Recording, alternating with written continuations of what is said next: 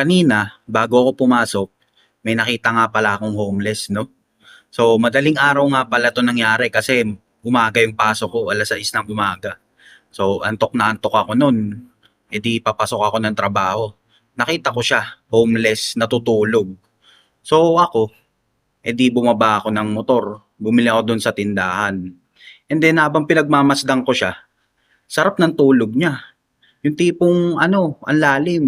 Hindi mo siya kayang gisingin ng patapik-tapik lang. So, alam mo yung pakiramdam na, oo, homeless yung tao. Ikaw, may maayos kang trabaho. Pero, iisipin mo kung i-analyze mo yung sitwasyon, siya may kompletong tulog.